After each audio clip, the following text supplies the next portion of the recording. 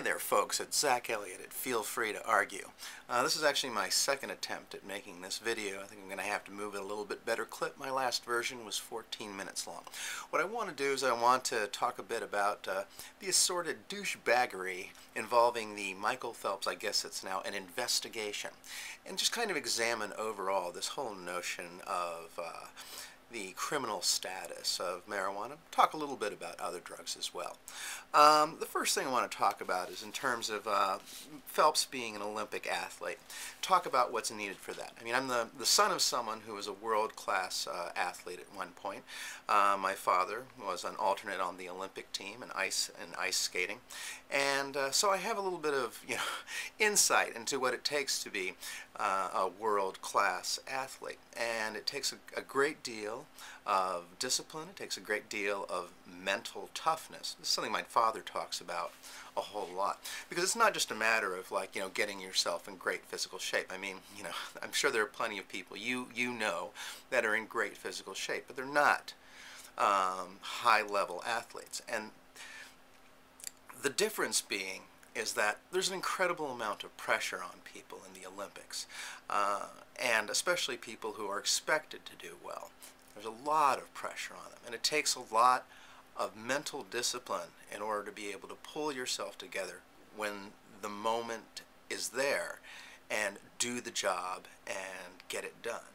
And certainly there's just all kinds of evidence in the past of people who were expected to do well at the Olympics and couldn't handle the mental strain of the situation. And certainly Michael Phelps is not one of those people. I mean, he came in with probably the highest expectations of perhaps any athlete ever in terms of what people were expecting him to be able to do. And he basically satisfied every single expectation, becoming the greatest Olympic athlete ever.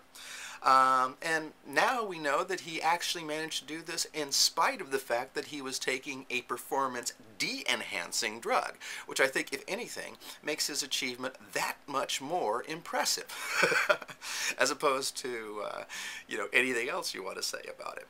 So I just wanted to lay that first as a little bit of groundwork. Now, I want to talk a little bit about kind of the stupid cruelty involved in this whole first the Phelps incident, and just kind of generally our whole drug policy.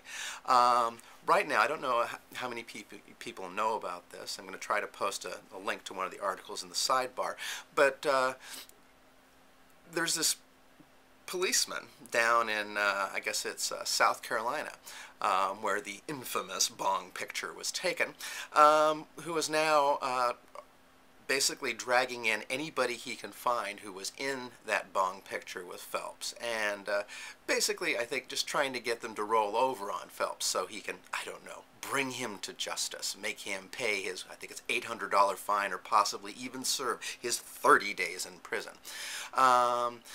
And I mean, this bespeaks the kind of stupid cruelty that these policies engender.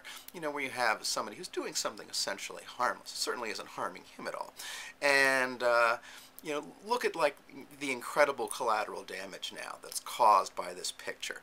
All these kids who are getting hauled in and threatened, and it's going to be much more damaging for them than for Michael Phelps if this stuff gets on the record. There's going to be a high incentive for them to roll over and say whatever, and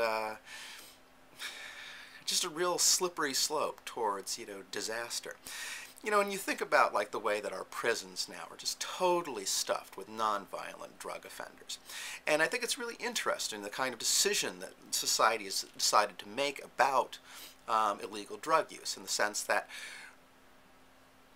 we're perfectly willing to support somebody who we catch doing illegal drugs pretty much for the rest of their lives, certainly for the indefinite future.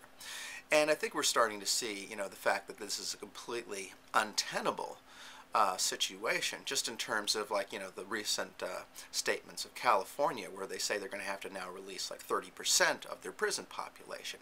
Why? Because they simply can't afford to keep all these people under lock and key anymore. Unfortunately, a lot of the damage has already been done. I mean, these people have lost their freedom, they have a permanent record, they're going to have a hard time getting jobs and becoming functional members of society again.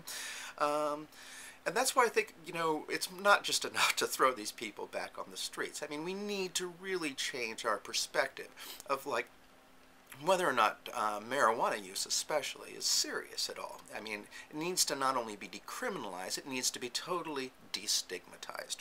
And in terms of the question of, you know, what do we do, especially with, like, you know, harsher drugs that clearly are a danger, well, I mean, I think you have decriminalization for things that are not really that dangerous, you know, like marijuana. Possibly in more limited and controlled circumstances, things like even mescaline, peyote, magic mushrooms, etc., could be, you know, utilized in our society. There could be a role for them. I can take, for example, a place where you could go and rent a room and get like a thing of mushrooms, and you wouldn't be permitted to drive, and you'd be required to stay there for a while, but you could enjoy the experience, and, you know, until the you know, the high wore off. That would be a very simple way to do it. Or, you know, you could just make a law that, you know, nobody's allowed to drive within having, you know, 24 hours of having this stuff in their system, you know, and if you find any of it in their system, that's a huge offense. I mean, there are all different ways to control this and allow people to still engage in the activity, especially if these things are not physically harmful.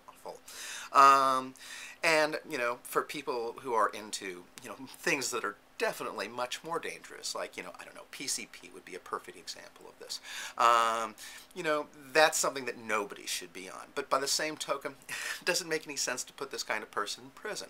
What we should be doing is putting them in a treatment program so they can get off their addiction to this incredibly bad drug and live as a functional member of society. And this should always be the final goal, not to lock people up, but if people are going to make minor infractions, you know, that we keep them as like functioning members of society, and they don't become a drain on society by being put in a prison where we have to support them.